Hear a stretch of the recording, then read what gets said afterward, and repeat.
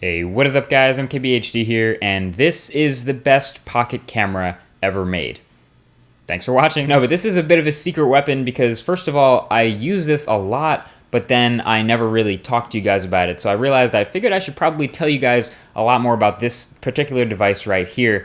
I've used footage from it in a couple of MKBHD videos. I take like all of my Instagram photos on it now. I bring it anywhere I go and I have an open pocket. So this is the Sony RX100 Mark II. Now I know a lot of you guys immediately go to the description and check out the price, and when you guys see the price of this, you're probably gonna first say, no, I really don't want that. But I urge you to watch this video first and then tell me what you think. The RX100 Mark II is basically a refined masterpiece at this point. It ticks all the boxes and it makes some improvements over the original, already legendary RX100 Mark I. Everything that can be good about a pocket camera is good about this camera. So there are already about 1 million reviews of the original RX100 out there on the internet, but here's the gist of what you need to know that makes this camera so good. First of all, first and foremost, is the 20 megapixel giant 1-inch sensor they put in this thing. That is bigger and more sensitive than any other camera that fits in your pocket, by a lot. With this bigger sensor, you get better low light performance, a shallower depth of field, and basically overall better image quality. Second is the super fast Carl Zeiss lens. That's f1.8 at its widest focal length. So that's pretty darn fast. It's 3.6 times optical zoom, and it also has optical image stabilization that works really well. There's also a pop-up flash that can be articulated and used to bounce light off the ceiling instead of blinding your subject every time. It also has a 3-inch super bright articulating live view LCD that's viewable indoors and outdoors and can help you get your shots at pretty much any angle thanks to that new articulating hinge. It has just about every software feature and mode you could possibly think of, anywhere from full manual control over everything and RAW or JPEG photos to the full auto on all the creative modes and even built-in HDR. It has Wi-Fi, NFC, a hot shoe. It has a smooth turning ring around the lens that can be programmed to change focus or aperture or really anything you want. It takes rechargeable batteries that last a long time and SD cards up to 128 gigabytes right now. And the build quality all around the outside is all metal. So this thing is built like a tank and it can be tossed into bags and traveled with all the time. The controls are well built too. They're well organized and easy to learn, and they're pretty clicky and responsive when in use.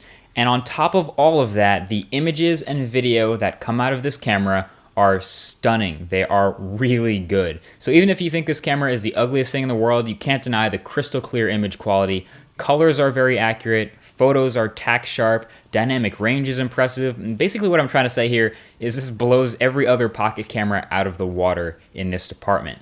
Autofocus while you're taking photos is super fast, very snappy, sharp, and accurate, and it also has continuous autofocus during video recording at 1080p, which is also constantly very fast and accurate. Now, I don't know about you, but with a lineup like this, there's hardly any reason to consider any other pocket camera over this one at this price point. So if you guys remember, I did videos from CES in January in the beginning of this year, where I did some coverage of an NVIDIA event, a Huawei device, a Sony device, and at the end I did a huge 9-minute wrap-up of all of the highlights of CES. Yet 99% of that footage from those videos came from this. You can actually cut between DSLR footage and RX100 footage in a single YouTube video, and most people, for the most part, will not be able to tell the difference, especially because, like we said, the awesome optics, the great image quality, and the shallow depth of field thanks to the fast lens and the big sensor, it gives it that sort of DSLR-like filmic look when you're taking videos with it. And on top of all of that, this is what it's like to hold a DSLR while taking video,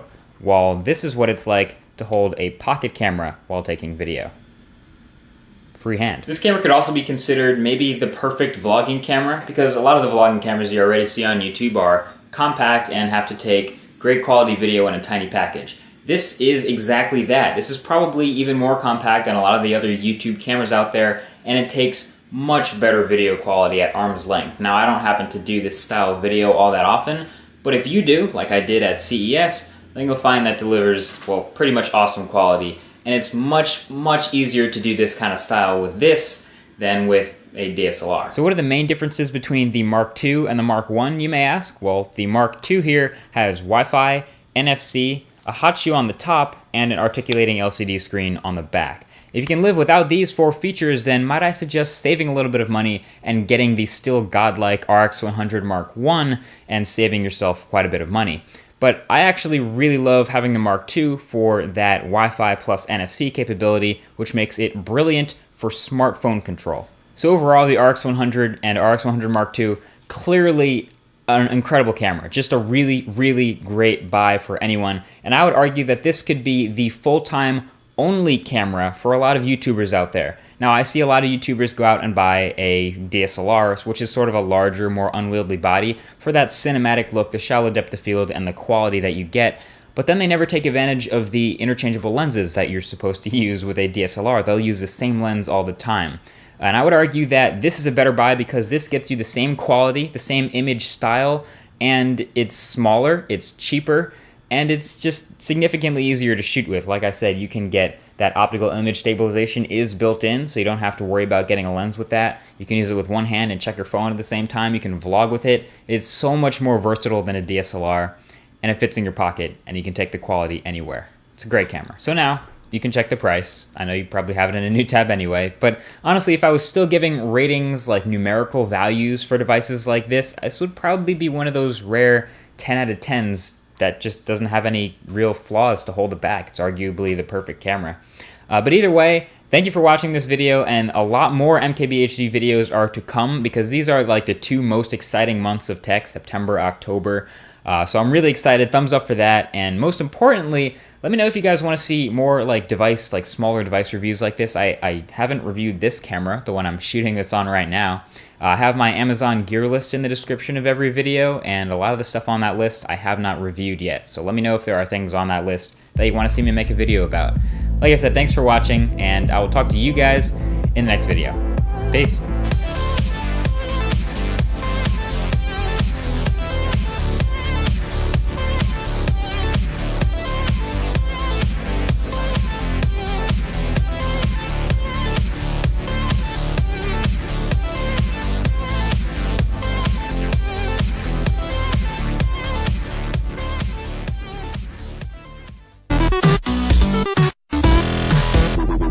Hey, what is up guys? I'm KBHD here, and this is the best pocket camera ever made. Thanks for watching. No, but this is a bit of a secret weapon because first of all, I use this a lot, but then I never really talked to you guys about it. So I figured I should probably tell you guys a lot more about this particular device right here. I've used footage from it in a couple of MKBHD videos. I take like all of my Instagram photos on it now. I bring it anywhere I go and I have an open pocket. So this is the Sony RX100 Mark II. Now I know a lot of you guys immediately go to the description and check out the price, and when you guys see the price of this, you're probably going to first say, no, I really don't want that. But